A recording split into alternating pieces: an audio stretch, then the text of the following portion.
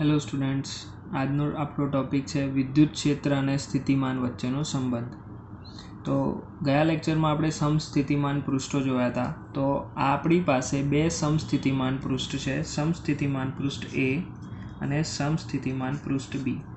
બંને પર જુદા જુદા વિદ્યુત સ્થિતિમાન હશે, પણ તમે જે પૃષ્ઠ પર હશો એ પૃષ્ઠનું વિદ્યુત સ્થિતિમાન કેવું હશે? અચળ. દાખલા તરીકે આપણે ધારીએ છીએ કે ધારો કે A ઉપર રહેલું વિદ્યુત સ્થિતિમાન V છે અને B સરફેસ ઉપર કે B પૃષ્ઠ ઉપર રહેલું વિદ્યુત સ્થિતિમાન V પ્લસ ડેલ્ટા V છે. હવે આપણે જે A છે એ સમતલ ઉપરથી એ પૃષ્ઠ પરથી એકમ વિદ્યુત ભારને બિંદુ P પર જે બીજા B પૃષ્ઠ પર રહેલું છે એની ઉપર લઈ જવાનું છે. તો એના માટે આપણે કરવું પડતું કાર્ય શોધવાનું છે. તો આપણને ખબર છે કે કરવું પડતું કાર્ય જે છે એકમ ધન વિદ્યુત ભાર માટે એ વિદ્યુત સ્થિતિમાનના તફાવત જેટલું થાય. બરાબર. તો બિંદુ P પર વિદ્યુત ભારને લઈ જવા માટે કરવું પડતું કાર્ય બરાબર VA માઇનસ VB જેટલું થાય. બરાબર, વિદ્યુત સ્થિતિમાનના તફાવત જેટલું. તો હવે આની ગણતરી કરીએ કે કેટલું થશે. બરાબર, તો આપણને મળશે W is equals two VA minus VB. પણ W નું બીજું એક સૂત્ર પણ આપણને ખબર છે, W is equals two E dot delta L થાય. બરાબર, વિદ્યુત સ્થિતિમાન E ડોટ DL. હવે આ કિંમત આપણે અહીંયા મૂકીએ અને સાદું રૂપ આપીએ તો આપણને મળશે E ડોટ ડેલ્ટા L અને VAની અને VBની કિંમત મૂકો તો આની ઉપર રહેલું વિદ્યુત સ્થિતિમાન V છે, આનો V પ્લસ ડેલ્ટા V જેટલું છે. તો અહીંયા આવશે V minus V plus delta V. હવે સાદું રૂપ આપીએ તો V માઇનસ V અને આ માઇનસ અંદર છે માઇનસ ડેલ્ટા V અને અહીંયા આપણે as it is E dot DL. તો E dot DL is equals two plus V minus V cancel out થઈ જશે એટલે આપણને મળશે માઇનસ ડેલ્ટા V. એના પરથી વિદ્યુત ક્ષેત્ર અને સૂત્રનો કરતા બનાવશો તો E is equals to minus delta V by DL, જે વિદ્યુત ક્ષેત્ર અને વિદ્યુત સ્થિતિમાનનો સંબંધ દર્શાવે છે. આ ઉપરાંત એક બીજું સૂત્ર પણ છે જે ઉપયોગમાં લેવાતું હોય છે, એ છે E is equals to V upon L, જે આના ઉપરથી જ મળે છે. આમાં આપણે માત્ર મૂલ્ય લીધું છે એટલે માઇનસની સાઇન અવગણેલી છે. બરાબર, તો આ જે સૂત્ર છે E is equals to V by L એ પણ આપણને વિદ્યુત સ્થિતિમાન અને ક્ષેત્ર વચ્ચેનો સંબંધ આપે છે. અહીંયા V બાય L જે છે એને વિદ્યુત સ્થિતિમાન પ્રચલન તરીકે ઓળખાય છે. ચેપ્ટર 1માં જે આપણને વિદ્યુત ક્ષેત્રનો એક એકમ મળ્યો છે એ આની ઉપરથી મળ્યો છે. આ સૂત્ર ઉપરથી જો આપણે વિદ્યુત ક્ષેત્રનો એકમ તૈયાર કરીએ તો E ઇઝ ઇક્વલ્સ ટુ વિદ્યુત સ્થિતિમાનનો વોલ્ટ થાય છે અને આ મીટર થાય છે. તો એના પરથી આપણને વિદ્યુત ક્ષેત્રનો એકમ વોલ્ટ પર મીટર મળેલ છે. તો આપણો નેક્સ્ટ ટોપિક છે વિદ્યુત ભારોના તંત્રની સ્થિતિ ઉર્જા. તો આની અંદર બેઝિકલી બે ટોપિક ભેગા છે, આપણે ઇન્ડિવિજ્યુઅલી બંનેની ડિસ્કશન કરીશું. સૌથી પહેલો જે ટોપિક છે એ છે બે વિદ્યુત ભારોથી બનતા તંત્રની સ્થિતિ ઉર્જા. તો સૌથી પહેલાં આપણે ચર્ચા કરીશું કે બે વિદ્યુત ભારોના તંત્રથી જે તૈયાર થાય છે, બે વિદ્યુત ભારથી તંત્ર, એની સ્થિતિ ઉર્જા કેટલી હશે. તો આપણે સૌથી પહેલાં આકૃતિમાં એ ધારીશું કે બે બિંદુઓ છે. બરાબર, એકબીજાથી તમે આર અંતર અથવા R12 કહી શકીએ છીએ. આ બિંદુ 1 છે અને આ બિંદુ 2 છે. અનંત અંતરેથી આપણે Q1 અને Q2 જે વિદ્યુત ભારો દૂર દૂર રહેલા છે એને આપણે આ બિંદુ પર ગોઠવવાના છે. આપણે સ્થિતિ ઉર્જાની જે વ્યાખ્યા છે એ પ્રમાણે આપણે જ્યારે અનંત અંતરેથી વિદ્યુત ક્ષેત્રની વિરુદ્ધમાં જ્યારે વિદ્યુત ભારને લાવીએ છીએ તો એના માટે કરવું પડતું જે કાર્ય છે એને આપણે સ્થિતિ ઉર્જા કહીએ છીએ. તો અહીંયા આપણે 1 અને 2 બિંદુ છે એના ઉપર 1 અને 2 Q1 અને Q2 એ વિદ્યુત ભારો લાવવાના છે. તમે આમાંથી કોઈ પણ વિદ્યુત ભાર પહેલાં કે પછી લાવી શકો છો. તંત્રની કુલ સ્થિતિ ઉર્જાથી એને કોઈ લેવા દેવા નથી, કારણ કે આપણે સ્ટડી કર્યું છે કે એ માત્ર અંતિમ સ્થાન અને પ્રારંભિક સ્થાન પર જ આધાર રાખે છે. તો ધારો કે સૌથી પહેલાં આપણે Q1 જે છે એ Q1 વિદ્યુત ભારને અનંત અંતરેથી બિંદુ 1 ઉપર લાવીએ છીએ. તો એના માટે કરવું પડતું કાર્ય કેટલું થશે? તો લખીએ, વિદ્યુત ભાર Q1 ને અનંત અંતરેથી બિંદુ 1 પર લાવવા માટે કરવું પડતું કાર્ય. તો બિંદુ 1 ઉપર જ્યારે આપણે Q1 ને લઈને આવીએ છીએ તો અહીંયા હાલમાં કોઈ જ વિદ્યુત ભાર હાજર નથી કે જેના વિરુદ્ધમાં Q1 ને આપણે લાવવું પડે. એટલે અહીંયા કોઈ પણ વિદ્યુત ક્ષેત્ર Q1 નો વિરોધ કરવા માટે હાજર નથી. એટલે Q1 ને બિંદુ 1 પર લાવવા માટે કોઈ પણ કાર્ય કરવું પડશે નહીં. એટલે W બરાબર 0 થશે. અથવા આપણે આને W1 પણ કહી શકીએ છીએ, કારણ કે પહેલા વિદ્યુત ભારને આપણે લઈ આવ્યા છીએ. તો હવે બિંદુ 1 ઉપર આપણો Q1 વિદ્યુત ભાર હાજર થઈ ગયો છે. અહીંથી આપણે એને કેન્સલ કરી નાખીએ.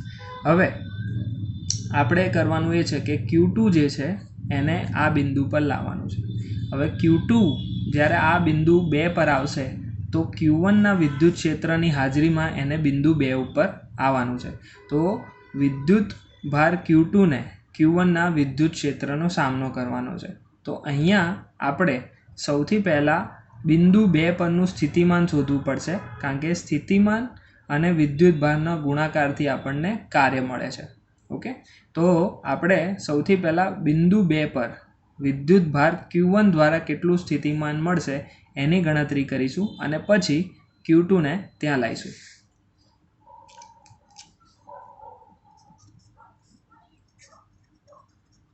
બિંદુ 2 પર વિદ્યુત ભાર Q1 વડે મળતું વિદ્યુત સ્થિતિમાન. ઓકે, આના દ્વારા જે સ્થિતિમાન મળે છે એના માટે આપણને આ બે બિંદુ વચ્ચેનું અંતર જોઈશે. તો ધારો કે આ બિંદુ વચ્ચેનું અંતર આપણે R12 લઈએ છીએ. તો વિદ્યુત સ્થિતિમાનના સૂત્ર અનુસાર આપણે આને કહીશું V1 = KQ1, કારણ કે વિદ્યુત ભાર Q1 ને લીધે આ સ્થિતિમાન મળે છે. એટલે KQ1/R12. આ આપણું સમીકરણ નંબર 2 થશે. આ સમીકરણ નંબર 1. તો હવે આપણને બિંદુ 2 પરનું વિદ્યુત સ્થિતિમાન મળી ગયું છે. તો હવે આપણે વિદ્યુત ભારને બિંદુ 2 ઉપર લાવી શકીએ છીએ. તો એના માટે કરવું પડતું કાર્ય શોધીએ. તો વિદ્યુત ભાર Q2 ને અનંત અંતરેથી બિંદુ 2 પર લાવવા માટે કરવું પડતું કાર્ય. તો આપણે આ સૂત્ર પ્રમાણે થશે W2 = Q2 ને લાવીએ છીએ એટલે વિદ્યુત ભાર Q2 અને વિદ્યુત સ્થિતિમાન એના પર V1 લાગશે એટલે Q2 × V1. આ જે સૂત્ર છે એ આપણા કયા સૂત્ર પરથી છે હું અહીંયા જરાક બ્રેકેટમાં દર્શાવી દઉં છું. W = QV સૂત્ર પરથી. બરાબર. તો W2 is equals two Q2 into V1. તો Q2 અને V1ની કિંમત મૂકી દઈએ તો K Q1 અપોન R12 અહીંયા લખી કાઢો સમી 2 પરથી. હવે થોડું આની યોગ્ય ગોઠવણ કરી દઈએ એટલે આપણને W2 મળશે. તો W2 is equals two K Q1 Q2 upon R12. આ આપણું સમીકરણ નંબર 3 થશે. હવે જે સ્થિતિ ઉર્જા શોધવાની છે, આપણને ખબર છે કાર્ય અને ઉર્જા સમાન થાય છે. તો જો આપણે કુલ કાર્ય ગણતરીમાં લઈ લઈએ, કુલ કાર્ય ગણી લઈએ તો કુલ કાર્ય અને કુલ ઉર્જા જે છે એ સમાન થશે અને આપણને સ્થિતિ ઉર્જા મળી જશે. તો કુલ સ્થિતિ ઉર્જા માટે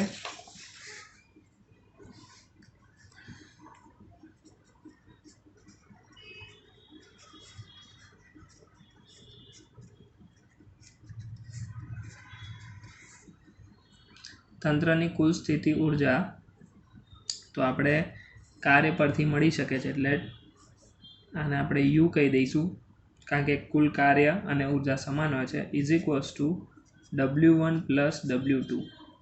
ઓકે, W1 આપણને 0 મળ્યું છે અને W2ની કિંમત આપણને મળી છે K Q1 Q2 upon R12. જેથી કરીને આપણને તંત્રની કુલ સ્થિતિ ઉર્જા યુ મળશે K Q1 Q2 upon R12. સમીકરણ નંબર 4. જે સમીકરણ 4 છે એ આપણને બે વિદ્યુત ભારોના તંત્રથી જે સ્થિતિ ઉર્જા પ્રાપ્ત થાય છે એનું સૂત્ર દર્શાવે છે. એટલે જો તમારી પાસે બે વિદ્યુત ભાર હોય તો આ સૂત્રનો ઉપયોગ કરીને આપણે એની સ્થિતિ ઉર્જા શોધી શકીએ. તો હવે આપણે જોઈશું 3 વિદ્યુત ભારોથી બનતા તંત્રની સ્થિતિ ઉર્જા.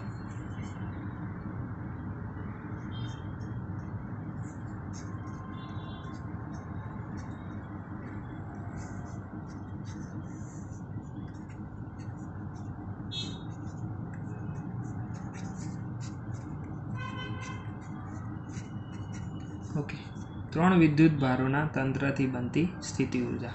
આના માટે આપણે ફરીથી એક વખત 3 બિંદુ લઈશું. જેમ પહેલાંમાં 2 બિંદુ લીધા હતા, આ વખત આપણે 3 બિંદુ લેવાના છે. તો 1 2 અને 3 બિંદુ. હવે આપણી પાસે ટોટલ 3 વિદ્યુત ભારો પણ હશે Q1 Q2 અને Q3, જેને વારા પરથી તમારે આપેલ બિંદુ ઉપર લાવવાના રહેશે. હવે આ 3 વિદ્યુત ભારમાં પણ તમે કોઈ પણ વિદ્યુત ભાર પહેલાં કે પછી લાવી શકો છો. એનાથી તમારી જે કુલ સ્થિતિ ઉર્જા છે, જેમ આપણે સમીકરણ 2માં શોધી છે કે જે 2 વિદ્યુત ભારો માટે છે, તો જો એમાં તમે 2 પહેલાં લાવો અને 1 પછી લાવો તો પણ તમને એ તંત્રની સ્થિતિ ઉર્જા આટલી જ મળે. સેમ આ 3 વિદ્યુત ભારોની જે સ્થિતિ ઉર્જાનું આપણને ફાઇનલ સૂત્ર મળશે, એ સૂત્ર પણ કયા વિદ્યુત ભારને પહેલાં લાયા અને કયા વિદ્યુત ભારને પછી લાયા એના ઉપર આધાર રાખતું નથી. હા, બાકી બધી વસ્તુ તમે એ પ્રમાણે ચેન્જ કરી શકો છો કે તમે કયો વિદ્યુત ભાર પહેલાં લાયા પછી લાયા, એ પ્રમાણે તમે કાર્યની ગણતરી ચેન્જ કરવી પડે એટલું થઈ શકે છે. બાકી આન્સરમાં કોઈ ચેન્જીસ થશે નહીં. તો ધારો કે આપણી પાસે આ 3 બિંદુઓ છે, બિંદુ 1, બિંદુ 2 અને બિંદુ 3. આપણી સરળતા ખાતર આપણે 1 નંબરના બિંદુ ઉપર Q1 મૂકીએ છીએ, 2 નંબરના બિંદુ પર Q2 અને 3 નંબરના બિંદુ પર Q3, જેથી આપણને સમજવામાં સરળતા રહે. તો સૌથી પહેલાં આપણે બિંદુ 1 ઉપર Q1 જેટલો વિદ્યુત ભાર અહીંયા લઈને આવીશું. જેમ આપણે આગળની થિયરીમાં કર્યું એ પ્રમાણે અહીંયા હાજર કોઈ પણ વિદ્યુત ક્ષેત્ર નથી, એટલે Q1ને અહીંયાથી અહીંયા લાવવા માટે કોઈ કાર્ય કરવું પડશે નહીં. એની આપણે ગણતરી કરવાની જરૂર નથી, એટલે આપણે ડાયરેક્ટ લખી શકીએ છીએ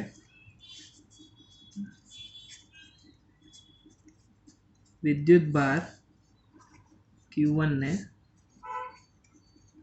અનંત અંતરેથી બિંદુ 1 પર લાવવા માટે કરવું પડતું કાર્ય બરાબર. અહીંયા કોઈ જ વિદ્યુત ક્ષેત્ર હાજર નથી એટલે આપણને W1 બરાબર 0 મળશે, જેને આપણે સમીકરણ નંબર 1 કહી દઈશું.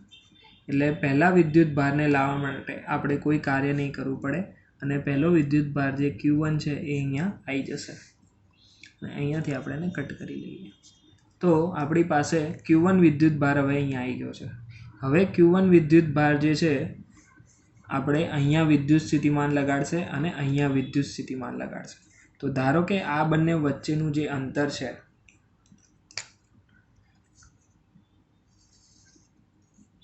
એ R12 છે. તો સૌથી પહેલાં આ બિંદુ 2 પર લાગતું આપણે સ્થિતિમાન શોધીશું અને પછી Q2 ને લાવવા માટે કરવું પડતું કાર્ય, જેમ આગળની થિયરીમાં કર્યું સેમ એવી જ રીતે. તો બિંદુ 2 પર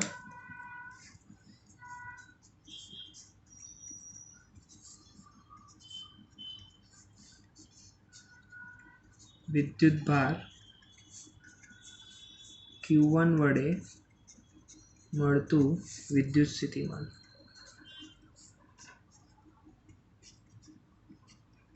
બરાબર. એને આપણે V1 વડે દર્શાવીએ તો V1 ઇઝ ઇક્વલ્સ ટુ કે Q1 વિદ્યુત ભારને કારણે છે એટલે Q1 અને અંતર R12 છે એટલે R12 સમીકરણ નંબર 2. ઓકે. હવે આપણે Q2 ને આપેલ બિંદુ 2 પર લાવવા માટે કરતું કાર્ય જે આપણે શોધીશું એની ગણતરી કરીએ.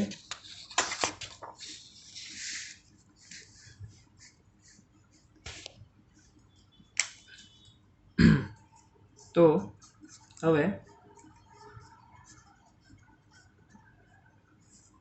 વિદ્યુત ભાર Q2 ને અનંત અંતરેથી બિંદુ 2 પર લાવવા માટે કરવું પડતું કાર્ય. તો આમાં આપણને મળશે W2 is equals two Q2 into V1. તો Q2 અને V1 ને આપણે મૂકીએ તો આપણને મળશે કે Q1 Q2 અપોન R12. બરાબર. અહીંયા કારણમાં લખી દો સમી 2 પરથી.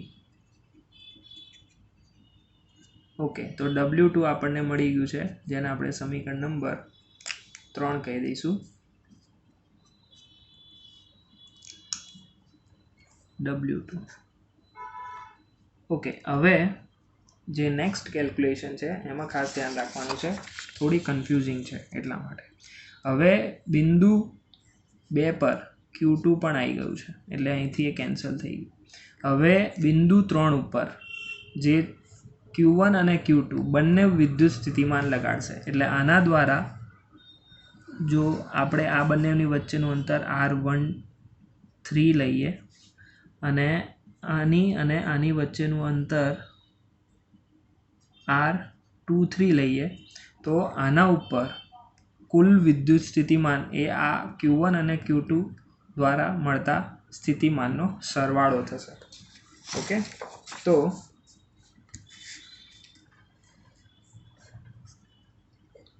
બિંદુ 3 પરનું કુલ વિદ્યુત સ્થિતિમાન એ Q1 અને Q2 વિદ્યુત ભાર દ્વારા મળતા સ્થિતિમાનના સરવાળા જેટલું થાય. બરાબર. જો આપણે એને V2 કહી દઈએ તો V2 બરાબર પહેલાં Q1 ને કારણે જે સ્થિતિમાન મળે છે તો કે Q1 અપોન R13 પ્લસ કે Q2 બાય R23.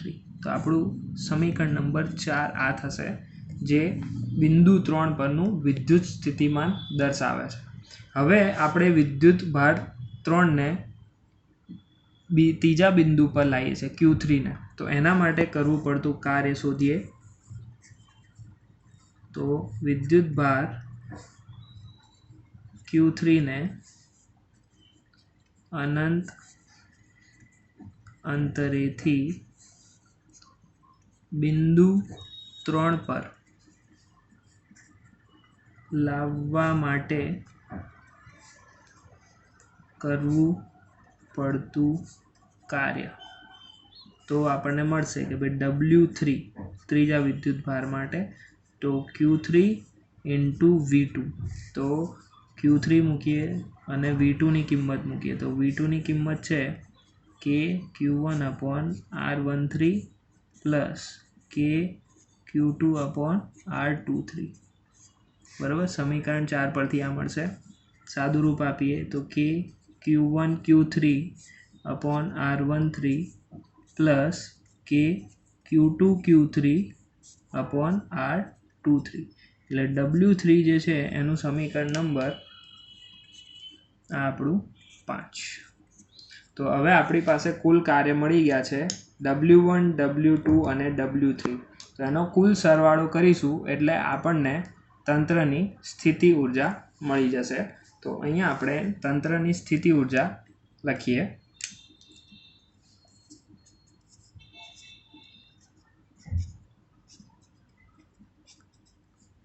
તો તંત્રની સ્થિતિ ઉર્જા U ઇઝ ઇક્વલ્સ ટુ દરેક કાર્યનો સરવાળો થશે.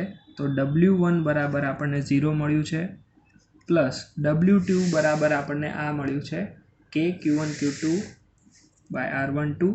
તો K Q1 Q2 upon R12 plus K Q1 Q3 upon R13 જે W3 ની કિંમત છે, અને K Q2 Q3 upon R23.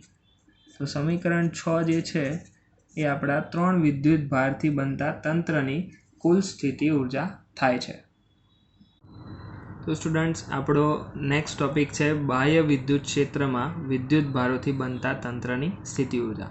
આગળના 2 ટોપિકની અંદર આપણે જોયું કે 2 અને 3 વિદ્યુત ભારથી બનતા તંત્રની સ્થિતિ ઉર્જા કેટલી થાય, પણ આ થિયરીની અંદર આપણને પહેલેથી એક બાહ્ય વિદ્યુત ક્ષેત્ર આપેલું છે અને એની અંદરના 2 બિંદુ પર આપણે વિદ્યુત ભારોને લઈને એની કેલ્ક્યુલેશન કરવાની છે.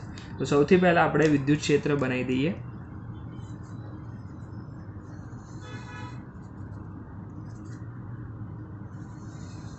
અહીંયા આપણને ધારવા માટે નિયમિત વિદ્યુત ક્ષેત્ર લઈ રહ્યા છીએ, પણ અનિયમિત વિદ્યુત ક્ષેત્ર હોય તો પણ તમારે આ જ થિયરીનો ઉપયોગ કરવાનો રહેશે.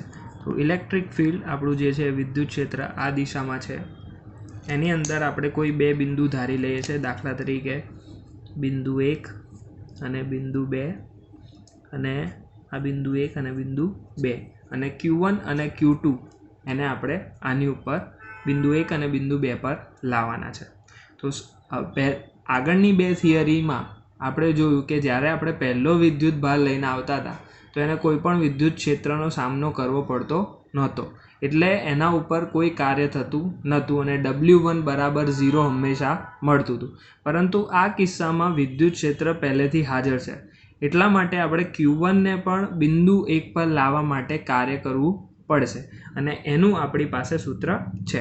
આમાં પણ તમે Q1 કે Q2 પહેલાં કોઈ પણ લાવો છો એનાથી કોઈ ફરક પડતો નથી. તંત્રની કુલ સ્થિતિ ઉર્જા અચળ જ રહેશે. તો સૌથી પહેલાં આપણે લખીએ કે પહેલા વિદ્યુત ભારને આપણે Q1 પર લાવીએ છીએ 1 પર. તો વિદ્યુત ભાર Q1 ને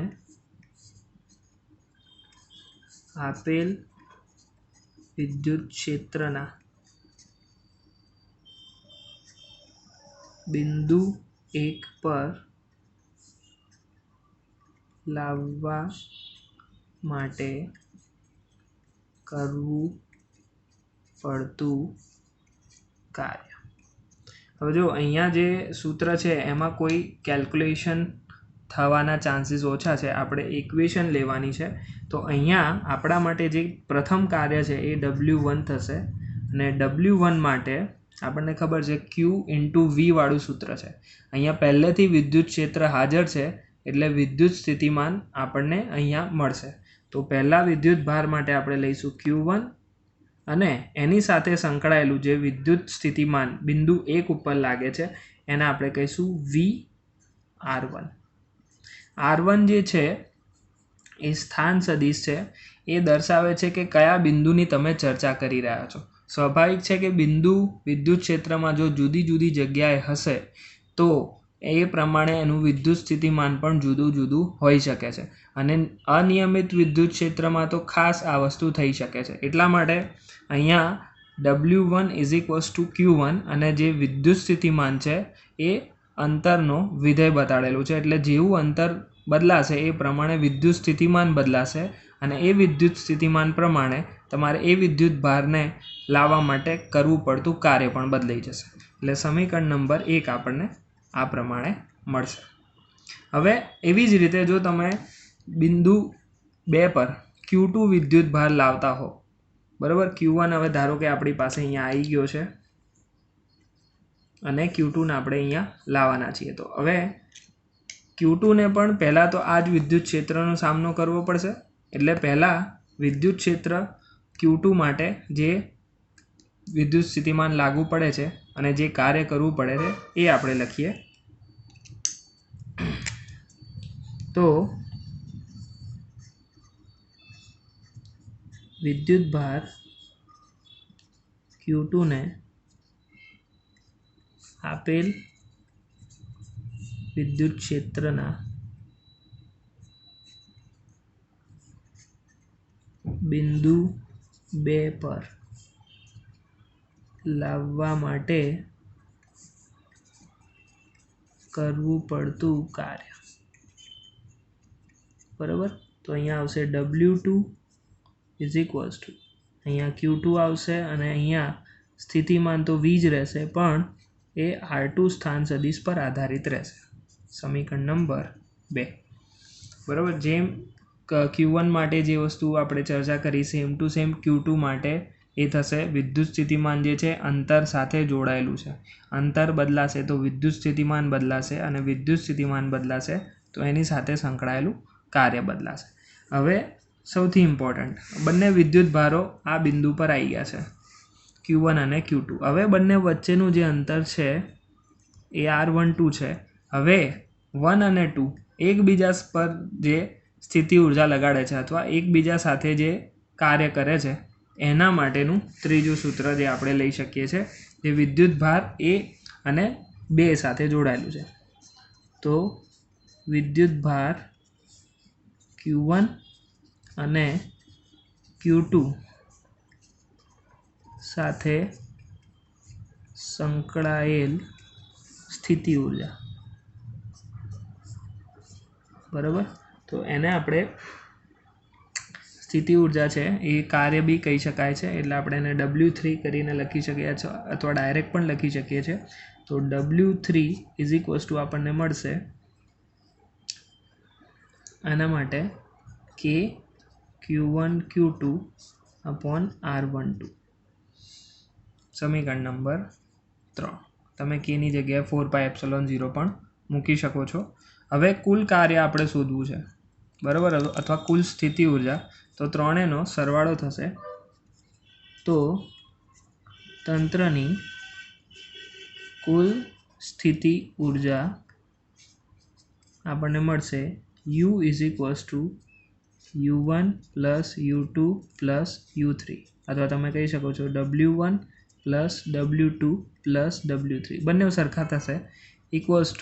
પહેલાં આવશે Q1 VR1 + Q2 VR2 અને છેલ્લે આપણું આ સૂત્ર K Q1 Q2 /R12.